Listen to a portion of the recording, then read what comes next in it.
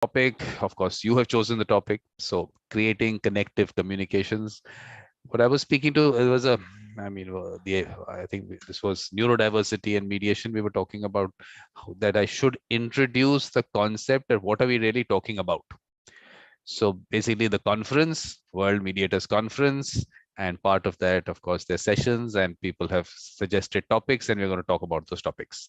So thank you, Sherry. Please, you can tell us about yourself first. Thank you. Good morning. It's so great to be here. Well, I'm Sherry Bruckner. I'm a mediator who lives in Alexandria, Minnesota, and I practiced law for about 20 years before transitioning fully to ADR. I had been a volunteer during law school and loved mediation and kind of got caught up in the practice of law for a while, which sometimes happens. And I just saw the time, the money, the energy that people exhausted in litigation. And I know people just feel better when they go through the mediation experience and they sit down and have the important conversations. And to me, it's really about three things. To create that connective communications, it's about clarity, compassion, and curiosity. Perfect. So now, of course, look, one is talking about the topic, about this in general. The other is connecting this to Mediation Vision 2026. Where do you think maybe we've gone wrong? What are the things that you have to look at? How are you going to take forward creating connective communications in the long term, in the future, like that also? Some part of that we'll also cover. We'll cover some part of that. Absolutely. I mean, I think part of peace building and connecting people through mediation throughout the world is that connective communications. It's our communications in our homes. It's our communications with our friends, our families. It's the conversations that we have in our organizations and workplaces and teams. It's those interactions we have in the grocery store or we have when we're dining out. It's all of it. And to create that connective communications, like I mentioned, we need to have that clarity, that compassion, and that curiosity. And if we delve into clarity, first of all, it's about being aware of our values and that everyone holds a value. So you have value and you hold value. Intrinsically, you are a valuable human being. And everyone listening here today is valuable. And even though people might value some people differently based on monetary wages and respect and so forth, every single human being holds value and we all have values. And when we connect at that level and we come from our values, that's one step to creating that connection that's important to resolve conflict and manage conflict and reduce it. Perfect. So now, of course, this is a very general, of course, it's required. But what is the aspect of connecting people in general, that communication between people? So you have to tell us, this is your topic. You have to take us where you want to in the topic, and then I'll come in maybe sometime. Sure. Well, I'll probably just go through those three keys that I talked about: the clarity, the compassion, and the curiosity, and then we can delve in a little deeper if you wish. Yeah. So like I mentioned, the clarity, first of all, it's about knowing that we all have value and that we have values and keeping those in high regard. And then the other part of that is mastering the moment. We have these moments, we experience interactions all day long. We have different moments that we experience. Some people say we experience maybe 70,000 plus moments a day. And we get to choose what each and every one of those moments mean. And if we are mastering the moment, we can approach it from a place of neutrality or peace. And sometimes, though, we see the moment as good or bad or right or wrong rather than neutral. And it just really starts with being aware of what we are making it mean and knowing that someone else might make it mean something very, very different.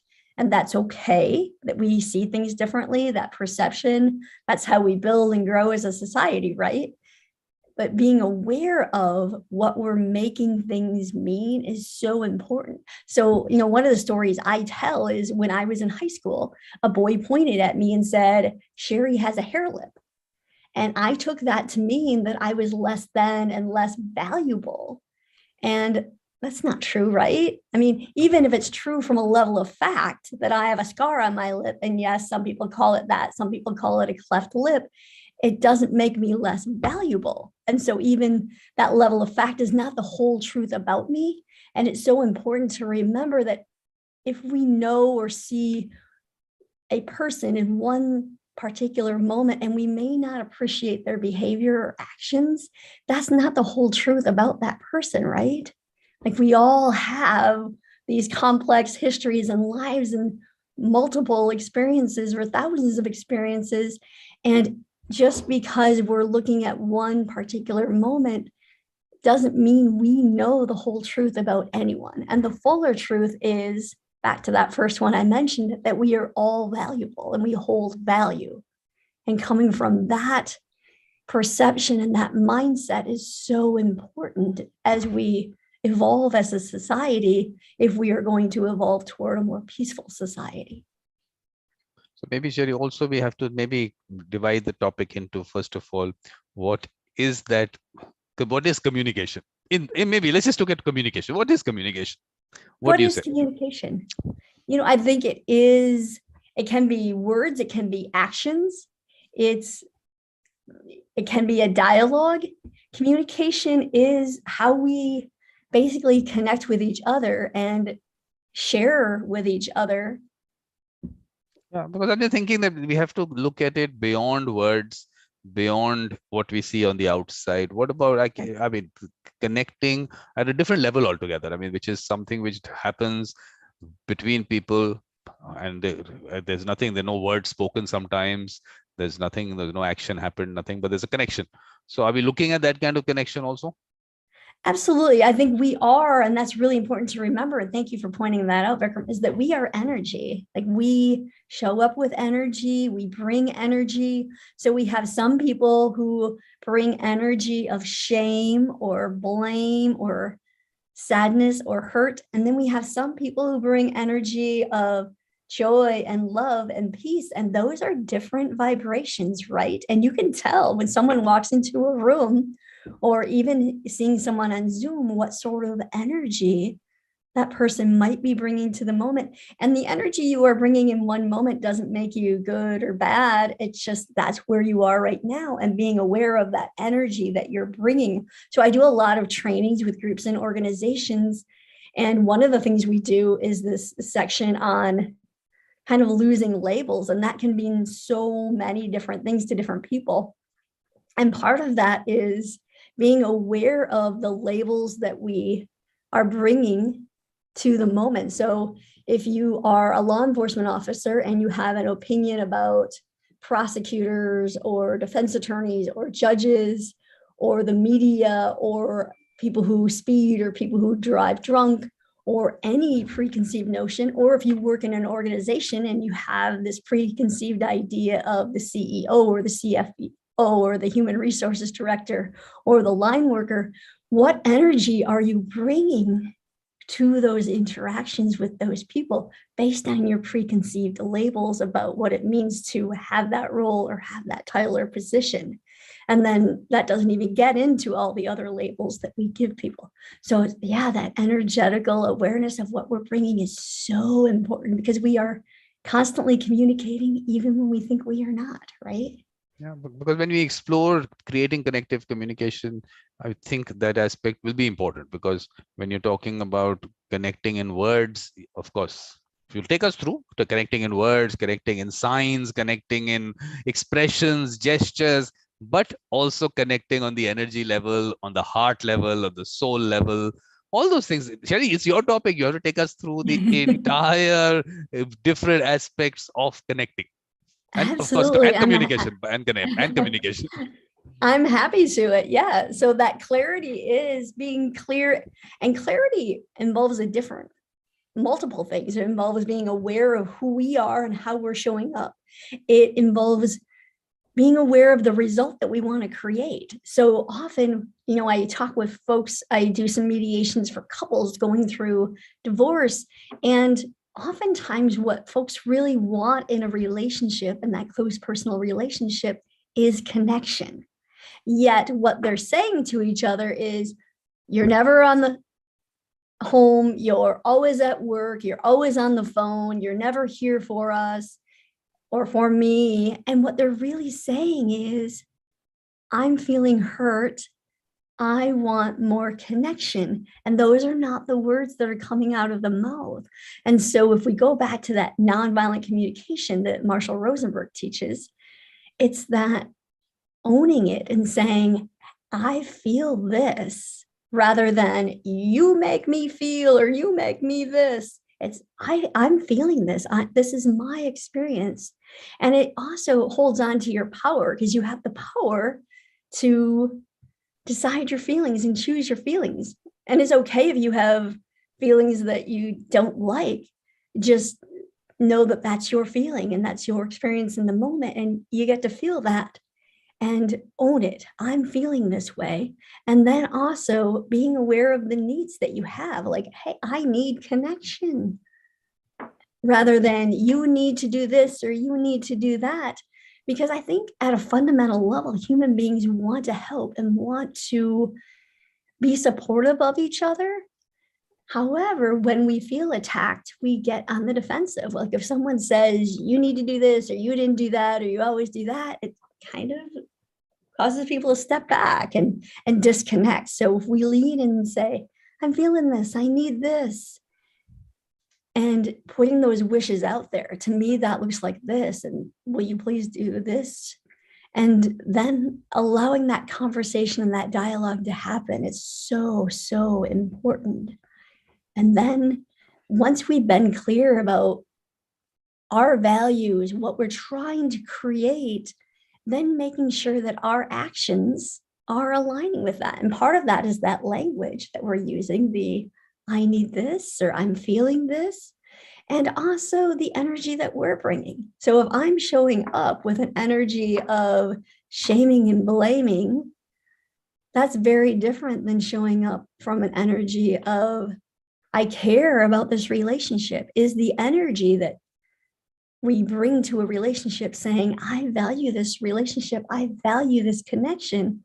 Or is that energy saying, yeah, no, you're bad, you're wrong, I don't want, I'm saying I value it, but do I really, by the energy that I'm bringing?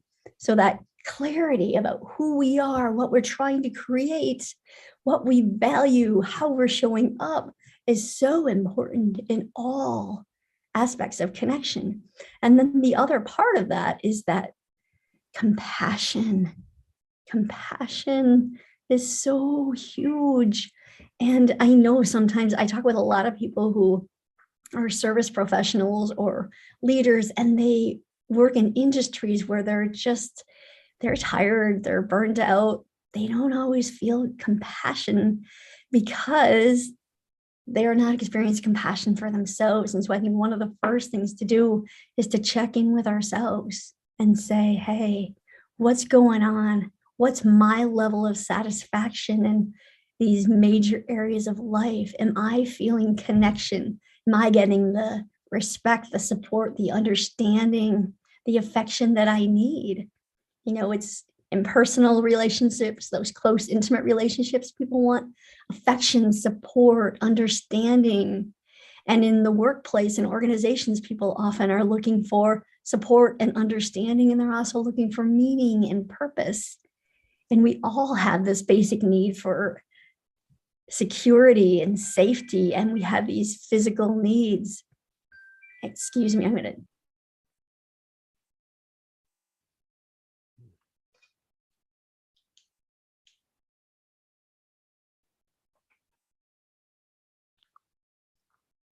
Sorry about that. I didn't realize I had that little alarm going.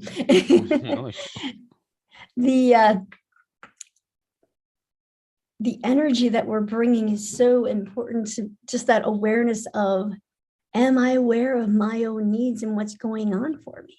Because if my needs are not being met, and I'm coming from a place of, hey, my basic need for food and security are not being met in this moment, or my need for support and understanding are not being met, or I'm feeling disrespected, I'm going to show up differently. So one of the things I do is mediation in bias and discrimination complaints. And it's always fascinating to me that usually both participants or both parties say, I felt disrespected in that moment. So that basic fundamental need for respect is not being met. And that looks differently to different people. And then sometimes we think, well, this other person is responsible for meeting all of my needs. I hear that in some relationships. It might be in the workplace, it might be at home. Well, I expect this person to meet all of my needs. And we have to step back and say, is that really valid? Can we expect one other human being to meet all of our needs? What if we step back and take a look at, well, what are my needs? And what are all the ways to meet them? And what are some of the ways that this person can meet them or this person can meet them? Obviously, in a close personal relationship, usually people want affection, and they're not going to have that need for affection met in other places, except sometimes when it's not being met in that close personal relationship. People have a need for support and understanding, and sometimes maybe that person in the workplace or organization isn't the one that can give it to you, and maybe someone else in your life can give you that support and understanding. Being clear, and that goes back to the clarity, being clear about what expectations are and who's going to meet what needs is really, really helpful. And then that empathy with yourself, it's okay to have those needs. Absolutely. We all have needs. And also that we all get to have feelings, and being okay that, I get to feel whatever I feel. And the other part of that is everyone else gets to feel what they feel. People get to feel what they feel, and that's okay.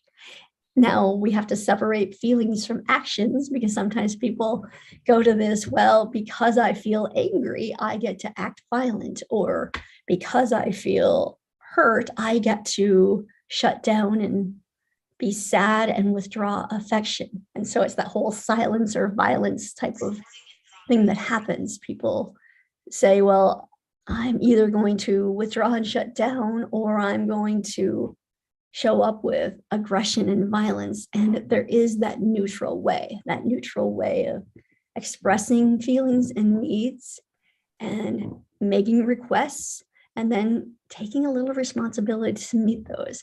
But that compassion for yourself and checking in with yourself to first figure out what you are feeling and what you do need is so important.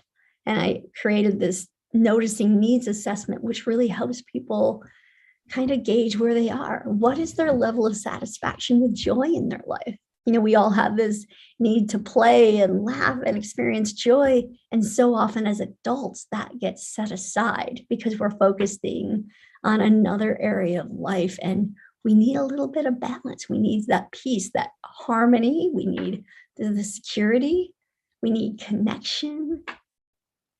We need health and well-being, and that's that physical, emotional, and spiritual well-being. So we have all of these different needs, and just making sure that we're checking in with ourselves and taking care of them, and also making sure that they're on our calendar, because we control our own calendar.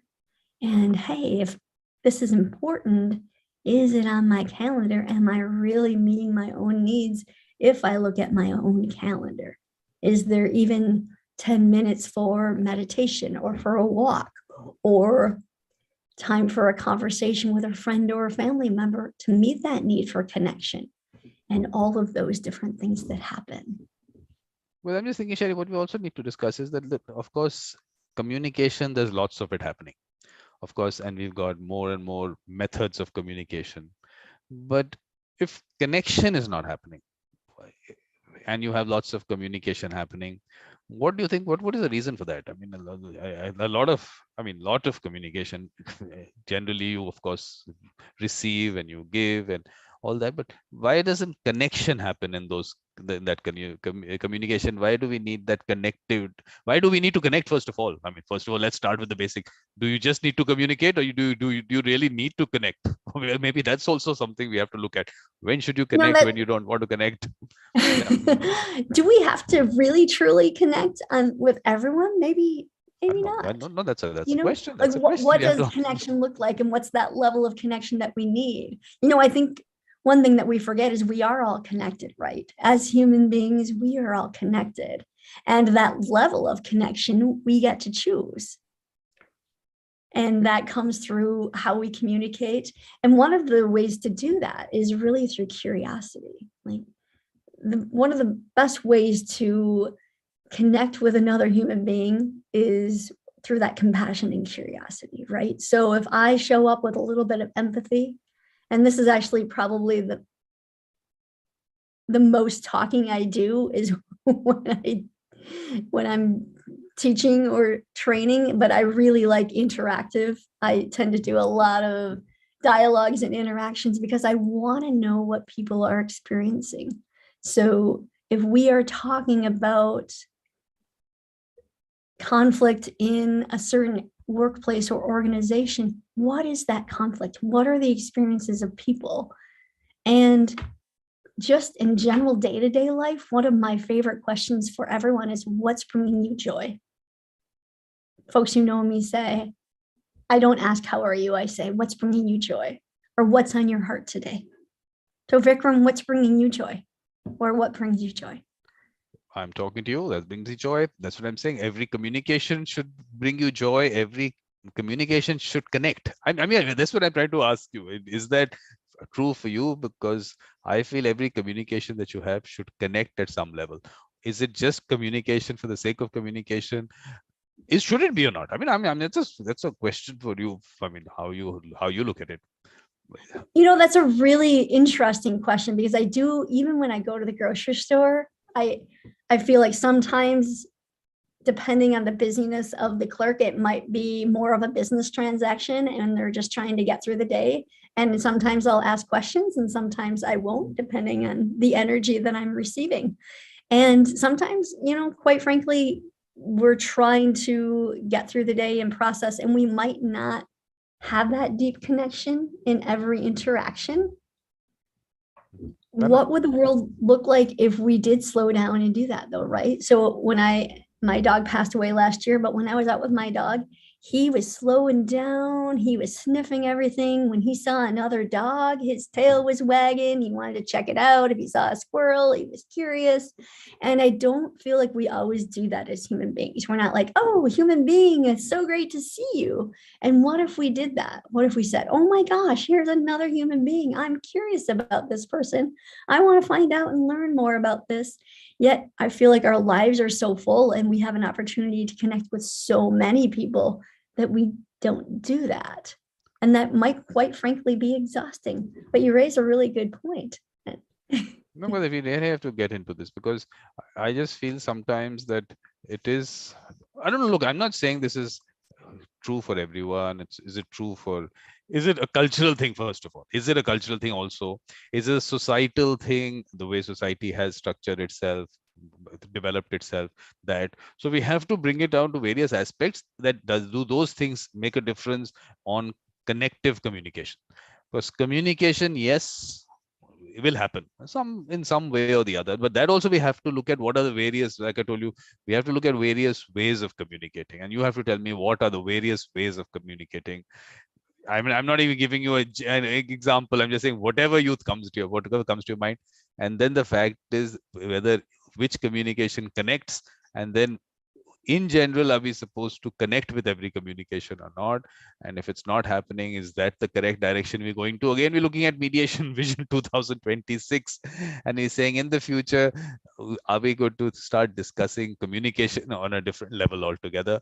And connecting people, of course, is important. So on that, that's the general broad thing I'm talking about. Because look, like I said, Sherry, this is your topic. You have to take it where you want to. But I am looking at it when I see a topic like that. I feel we have to have a much larger discussion on communication and connective communications. Yes. And I feel, the one word I would use to sum up that connection is curiosity. So, as much as I think clarity is really, really important, and compassion for ourselves and the people around us and all of humanity is really, really important, the true way when I connect with people is when I ask questions or when people ask me questions. And it's that open dialogue of, what do you think about this? What are you looking to see happen? What do you value? What's important to you? And just really, really delving in relationships between couples, whether they're co-parenting or they're going through a divorce, it's, what are you looking to create? And so often people think, well, when the relationship, the intimate relationship ends, the relationship ends. And particularly when folks have children, it doesn't end, it keeps going. So what do we want that new relationship to look like? What does the co-parenting relationship look like? Who do you want to be? Who do you want your children to say that you are when the child is an adult? Because the child is forming opinions and ideas throughout their life. And what do you want that child's experience to be like growing up? And when it comes to any sort of situation, it's really delving in. When we talk about bias and discrimination in some mediations, it's, what really happened? And the other part of that is, what was your experience? What did you feel? And what would you have liked to have seen some other folks involved do differently? How do you want people to act differently or show up differently? And then opening space for whatever people wish for. I think sometimes we have this tendency to resist. Well, no, you don't get to ask for that, or no, I'm not able to provide that, so don't ask for that. When in fact, people get to wish for whatever they want. And if we explore some wishes and we allow people to answer what they answer and get really curious about, well, what led to that? Why is that important to that person? And then when you do that, you might actually understand more about someone's values and start seeing that person more valuable, even though they are intrinsically valuable. But I think sometimes we don't see people value or the value of people. And we certainly sometimes see different values of different people. And just going back to that, hey, this is a human being that has value and is valuable and has values. And as we delve in and get curious and find out more and more about someone, we find out their backstory. We find out what led them to where they are today. So, I grew up in a home where there was a lot of either silence or violence, and that was how conflict was resolved.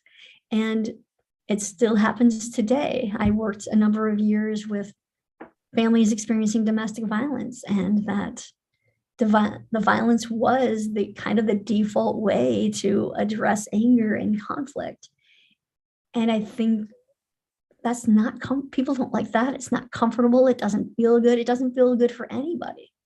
And we just need a different way to communicate and connect and to understand what's going on for someone. What's your experience? What do you want to see happen? What steps can we do to help you go there, to create what you want? So often I see. Yeah. Oh, go ahead. So Sherry, you have to, one, in relation to the mediation, you have to tell us what you think is the role of the mediator to create connective communication, and where do you think the parties in relation to them being able to actually develop that connection? What really goes into that, and what is it all about? I tell people when I do some coaching and training on mediation, it's really about holding space for people. Mediators hold space for people. And by that, I mean, so I invite people to share their experiences, right? And then I reflect back what I heard. And that's so powerful, because so often I find people in mediation have never felt heard or acknowledged for what they're thinking and what they're experiencing. And just that time that we take to say, this is what I'm hearing, and it sounds like this was your experience, and delving in a little bit honors that person's truth. And as the other folks involved hear that, they start to understand. Because, so let's say you have a conflict with me, and you and I are in conflict, and you tell me your experience, I might be defensive. But if someone else tells me or reflects back your experience, it comes across differently than to me. And I think the same thing happens in mediation. So if we have a supervisor and an employee in mediation, and the supervisor tells their story, and I'm reflecting back what the supervisor said, the employee now hears it through a different lens and starts to understand the supervisor better. And likewise, if I reflect back what the employee said, the supervisor hears it through a different lens and starts to better understand the employee better. And then as I start asking questions and get curious, people start to deepen their level of understanding and realize they may have some shared values, and they really may have this same result that they're looking to create, but they've kind of stayed stuck in the problem and focusing on the problem and the problem and the problem and what everyone has done wrong or incorrectly, rather than focusing on this value or this result or vision that they really want to create together. And so that's really just that holding space and honoring what everyone shares so they can get past the problem. Because until we've acknowledged the problem, people usually can't move forward. And it surprises people because maybe we'll spend 15, 20 minutes really acknowledging everyone's experience. And once we've done that, then people are like, oh yeah, we both have this result we want to create, and we kind of agree on what that might look like. And let's just explore all the options to create that. And then it just expands the conversation, and then people can start working together and generating ideas to create really what everybody wants to create. Because I think one discussion that needs to be done is that, do mediators actually, first of all, do they connect that human connection that has to happen? First of all, should they do it? One. And should they do it in every kind of mediation? What is it all about? I mean, because this is all about people to people. It's this connection, isn't it? Connection, but is that the way mediation is looked at by everyone? Oh, I don't think everyone looks at mediation the same, just like we all don't look at anything. We all have our own different perceptions and ideas about mediation. I think there's some mediation styles that we're really just trying to figure out result. We're going to go to the money, figure out how much money to exchange. And that's what we're just trying to basically settle a deal. And there's maybe a place and a space for that. And then there's, especially where there's going to be an ongoing relationship, but going back, I think we are always in some sort of relationship, even if we don't think that we are. But having the conversation where we open the space, and I like more of the facilitative transformative approach, where I'm trying to understand. And yeah, I want to understand what's happening for the participants in mediation. I want to understand their experience. And I usually have those conversations before the mediation even starts, because sometimes mediation, I want to make sure that people are open to the mediation and voluntarily participating in the process, because I see it as a voluntary process. And if folks really just want to check the box, I might not be the mediator that they want. And it's just being aware of that. Like, I want to help you have a conversation. I want to help you have a constructive conversation. And it doesn't mean that you're going to walk out necessarily being best buddies. But I do find that I've had numerous people walk into my office or join a Zoom call and say they can't stand each other. They don't want to be on the same space as each other.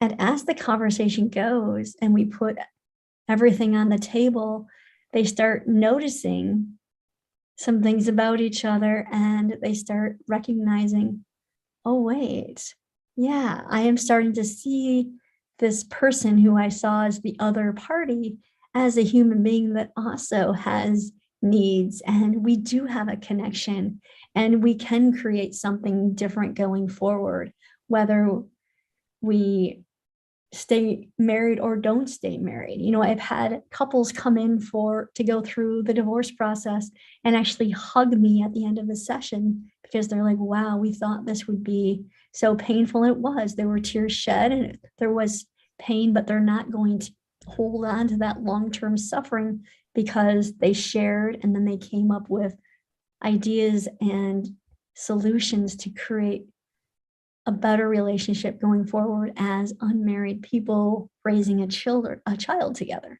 And so it's just that connection, I think, is it's so important. Well, I am discussing please. No, please finish. You're saying something. Oh, and I think it trickles down, right? So if this couple has a healthy conversation and they feel safe and they're able to share in a space like mine, when they go out of this space, obviously that impacts the child because mom and dad aren't fighting. It impacts their workplaces because they're not bringing that family dynamic and that family anger or frustration, because they've resolved it. And when they go out into the public to a ball game or the grocery store, they're not carrying all that junk because they've sat down and had the conversation. And so then they can enjoy more time with family and friends because they've worked through it. And instead, I think in litigation, when people go through a 2-year plus divorce court process, there's so much anger and so much tension. And after the 2 years, when a judge makes a decision, there's still anger and tension because somebody else made a decision and nobody's happy with it. Yeah. No, because my discussion is also going towards this direction that one, like you said, there is this whole deal making kind of mediation. It's just a matter of whatever you want. So now, as we go along, we'll have artificial intelligence and machine learning reaching a level where maybe deal making can happen by machines. So as humans doing mediation, that connection part of it is what we can maybe bring in. So then are we going to start looking at mediation being the connective aspect of it and the other aspect being the machine part of it? I mean, I'm just thinking, looking from the futuristic point of view, how are we going to look at mediation differently? That okay, you said of course people have their styles and everything, but first of all, should every mediation be a connective process? Ooh, that's an interesting question, because I am generally not a fan of shoulding anybody. I don't like to should people. I don't like to tell people what they should or shouldn't do. I think we're all going through this process and we get to choose what we want it to look like. When people connect, I think they tend to feel better. When people just have a business transaction and exchange documents or exchange money or whatever that transaction is without any sort of communication, it doesn't necessarily feel good. Maybe it doesn't feel bad. And that's a personal thing.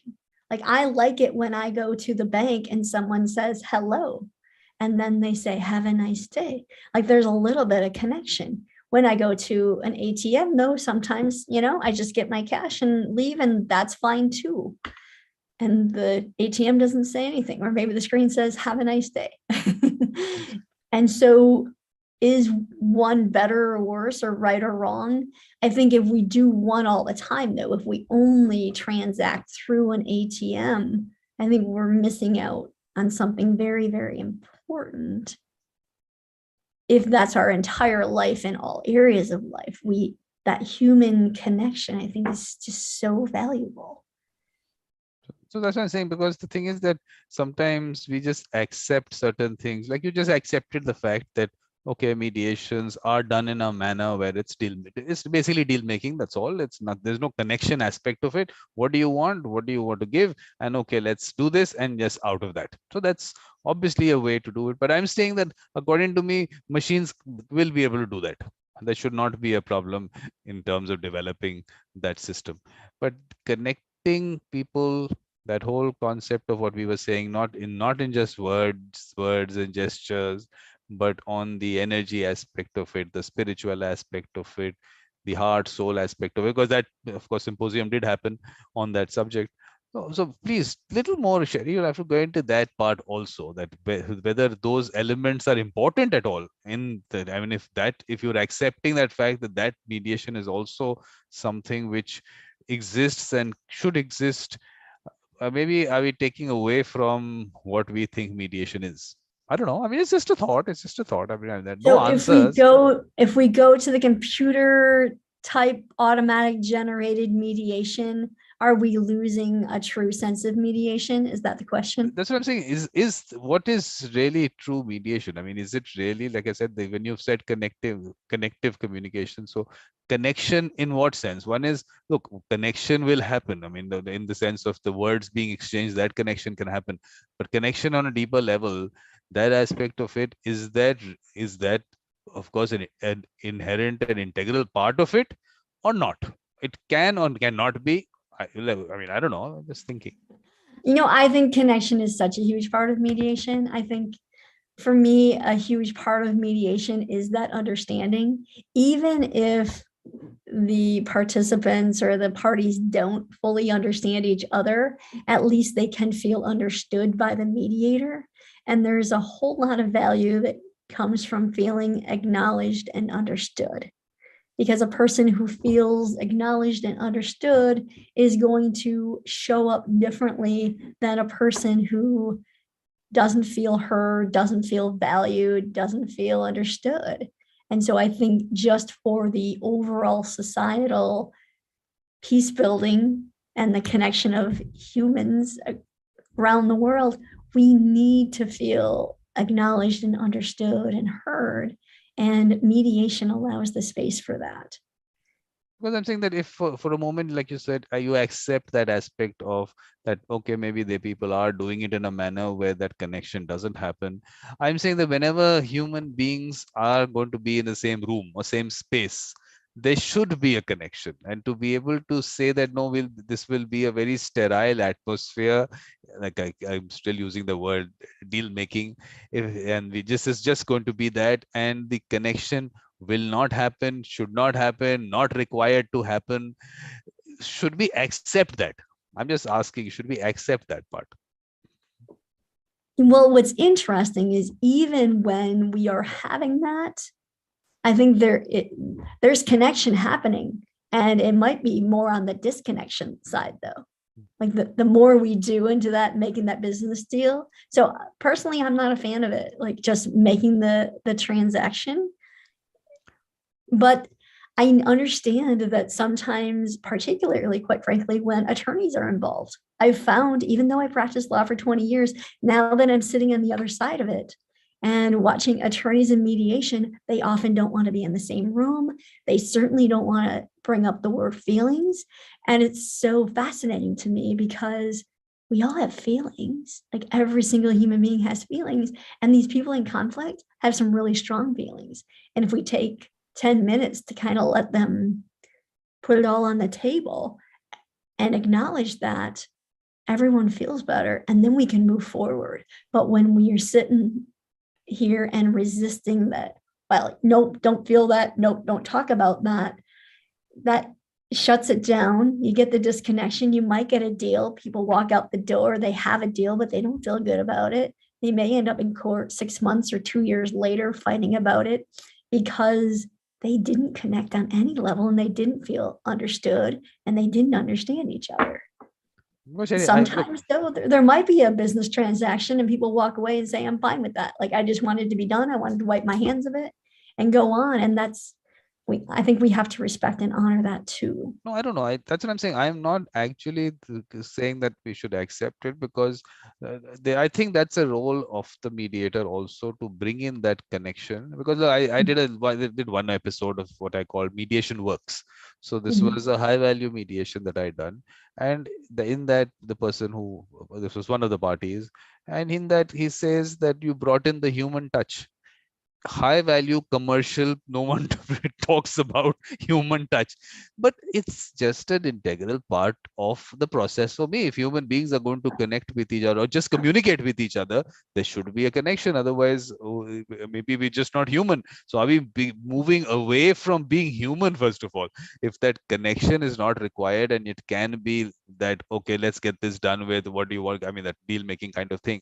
So I'm saying that should the mediators also become party to that, or do they have a larger role in in, I mean, in society in general, and also in that mediation, bring in what aspect of them? Like I keep saying that heart, soul, spirituality, and you'll hear me saying that a lot of times, but I think that that part of it should be an important part of it, and that's the way it used to be. I mean, when we try to go into history and we bring out those people who used to do mediations in society, you bring those people out, people looked at them in a different way.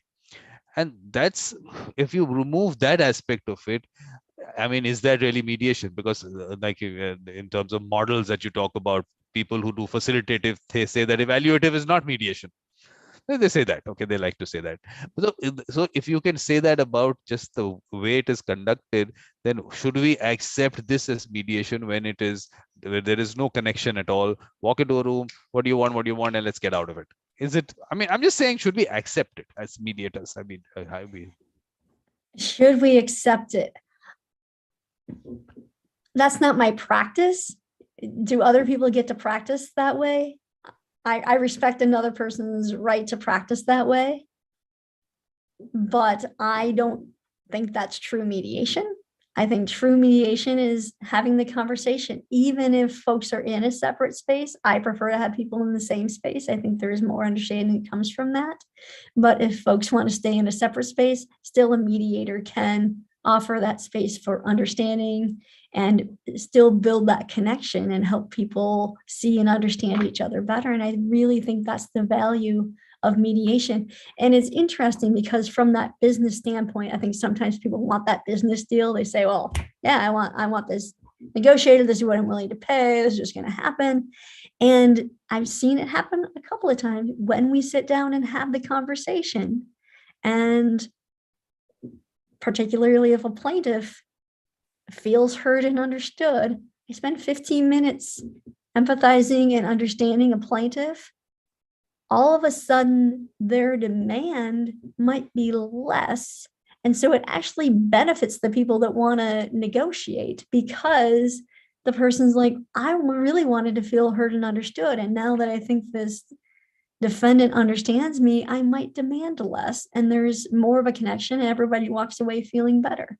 And so I think going straight for the money deal or getting the deal done, whatever it might be, whatever transaction it might be, you're losing out not just on that connection or that understanding and the feeling better about the situation and each other. You might also be leaving some money on the table. yeah. Well, I tell you what I mean, I'm trying to also look at, because you brought in the topic. I'm just thinking from what you brought in, Yeah. but because I just feel that a certain culture develops. Okay, a certain culture in a certain, I mean, in a certain practice. So in this case, we're talking about mediation. Similarly, in various other ways, the cultures develop. So if this culture has developed, say in the US, and there is this as part of mediation happening, a culture develops. So it can go both ways. That culture can trickle down into every aspect of mediation. Or the other way is to be able to get, first of all, in terms of the lawyer's attitude in mediation, obviously there's a lot of discussion on that. There's a whole discussion on collaborative practice, on that aspect of it, on lawyering in general. So I'm saying, should we accept it as, yes, this is it? Or is it something that maybe it's a culture that has developed for whatever reason, because someone starts it off at a certain point of time, conducts a mediation in a certain way, the other person picks up from there. Because we don't, look, you talk about the US and 40-45 years of mediation. Now at some point of time, someone I mean, we talk about formal mediation. Of course, mediation has been happening in the world, and that's going to happen beyond this. But we are talking about the formal one right now, which we should not, which is a very, very small aspect of mediation that takes place in the world. But we, for some reason, end up discussing only that. But in that formal part of it, someone starts off at a certain point, and then if that culture develops around it, and then gets passed on to the next person because someone is shadowing another mediator, and the other one say, oh, this is the way it has to be done. So maybe the certain is a break required in that, and the culture needs to change. Or like you said, I respect every person in the way they do whatever, so we accept a culture which may be offensive. Not in this case, I'm just saying, well, this is give an example. I'm not saying this is offensive or whatever. I mean, this is the way things are practiced. I'm just, in general, should we start accepting things just because they are done by some people in a certain manner, which has got passed on? I'm just thinking, look, Sherry, it's just thoughts. I'm not saying that this is something that I am going to say that, oh, this is it kind of thing. I'm just thinking, where are we going to draw the line between, okay, you can do what you kind of do want to do, but then are you giving mediation a bad name, or is mediation wide and broad enough that you can give it a bad name in some part? That you raise a really great point. So do we call that business transaction, that negotiated business deal, do we call that mediation? I would say not. Exactly. I would say let's separate what is mediation versus let's talk about what is a negotiated deal over here. And maybe I feel like those are more of an arbitration or some other form of ADR. But true mediation, I think, is having that conversation, creating some sort of connection, even if it's a connection only between the participant and the mediator, or the participants and the mediator. There's some sort of understanding that happens. In a business transaction, it's just like, sign here, we're going to exchange this amount of money, we're going to exchange this property, we're going to do whatever. And in, I think, true mediation, first of all, it's a voluntary process. And so people get to choose to be there and choose to participate. And they want to find some sort of result that everyone can be okay with, or at least that they can be okay with. And they want to maybe be understood and acknowledged and heard. And so, yeah, I think true mediation is distinguished from that negotiated transaction. And I would like to see mediation called what it is.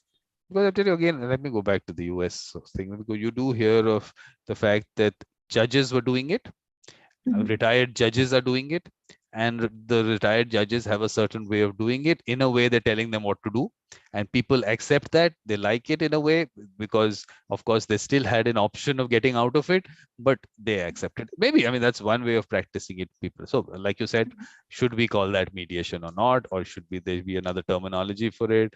And of course, you have lots of different terminologies for different things: neutral evaluation, expert determination, and all those things. There can be a term for all that also. But because I mean, there's some, finally you have to also, if you have to pass the word out again to the next generation, or these young people who come out now and they're looking at mediation as an option, and if you pass that on to them, they'll pick up that. And if, okay, this is, and the other one you say, no, there is more to it. There is a connection aspect to it. There is a connective communication, like you said, a part of that. Thinking, just thought, Sherry, it's your topic again, like I'll say. So how do you want to, that's a challenge, because I think certainly there are judges who are more facilitative, transformative than evaluative. Maybe more judges and more attorneys are the evaluative. And I have to make a confession. So when I was still a law student, I felt I was really great at the connective end of the mediation. I helped people reach understandings and settle, like, I would say 100% of the time. Like on the first 60 mediations I did. Once I became a lawyer, I had that evaluative hat on, and I felt like I approached it differently. And maybe that was because attorneys were in the room and I felt like I needed to appear a certain way. And then I backed down. I'm like, what am I doing? Like, I really see mediation as this opportunity to at least show the participants they're understood, and ideally help them understand each other and feel a little bit better about the situation and walk away saying, hey, yeah, we have this understanding that helps everyone involved. And so that's really, really fascinating, because I see it goes back to I think attorneys are uncomfortable with feelings. I really do. And in mediation, authentic mediation, people kind of express themselves. They might not say, I feel angry, but they definitely, everyone comes in with a certain energy, and it might be frustration or sadness or hurt. And as a mediator, if I can just at least notice that and say, hey, it sounds like this is the experience. What would you like to see happen? Or what are you experiencing? It changes it, rather than ignoring the fact that someone is having any sort of feeling whatsoever. And so, yeah, I think that connection is. What you said basically you went into that space and you had lawyers there, and you thought that you're expected to be certain, you have to behave in a certain way, which goes from the fact that because it is a lawyer driven process in some parts of the world, I mean the US majorly, so are they directing the culture also? Hi Heidi, hi Julie. I think in some situations the mediators do, or I mean the attorneys do, and the mediators, we just need to take it back and say, this is the process. And now I'm very clear about the expectations and the roles of mediators. And I'll really turn to up front, I tell people counsel really is there to give people legal advice. And the participants are there to engage in a conversation, and the attorneys are invited to share as well. And really to be there as the counsel for any understanding or agreement that might be reached, or to clarify any terms, because as a mediator, I don't give legal advice. And so really clarifying those roles up front and making sure that it's participant driven and that it's all about the self-determination of the participants is so crucial to that connection. Because I think what the purpose of discussing that is because if there is a certain lawyer-driven mediation culture which has developed in the US, and people pick that up in other parts of the world, and they think that's the way mediation has to be done, and mediators are falling into the trap that they want to still be recognized by lawyers and they get private work from lawyers. So that lawyer-driven thing has just become another extension of the whole litigative process. That whole atmosphere is that adversarial atmosphere still there? That connective aspect of it, is that missing? I mean, just thoughts that we discuss it as we go along, but I'm just saying that aspect of a mediator falling into the trap that I am expected to be this kind of a person, and I move away from that human connection. Maybe that's not I would not think that should be the right way of going about it, but maybe that's the way it's happened. So no, that's not who I want to be or how I want to show up in a mediation, right? Like I caught myself doing that, like really one time. I was like, whoa, what am I doing? And I think part of it is, like I mentioned, lawyers maybe not being comfortable with the feelings. I think the other part of it is because of how one mediator handles the mediations that this lawyer saw, this is what that lawyer thinks mediation looks like. Exactly. So, all the lawyers who see an evaluative mediator think, oh, well, that's mediation. Exactly. And so that's how all the mediators should be. And so when they see someone kind of engaging a little bit differently in a more facilitative, open, questioned process, more curious, more compassionate, they're like, oh, what's this? So it's just really, really going out there and creating more mediators that are about the facilitative process and who want to connect. Okay, so basically, of course, we don't have time now. We'll have to conclude right now. So, in whatever, one sentence or whatever you want to just conclude in relation to the topic. Anything? I would just add that creating connective communication is about being clear with ourselves and the people around us, being compassionate with ourselves and the people around us, and getting curious with ourselves and the people around us. Perfect. Thanks a lot, Sherry. Wonderful you so talking to much. you. And of course, we'll have you can drop into other sessions. So thanks a lot. Let me just Thank cut you. the live stream because Heidi and Julie are waiting, and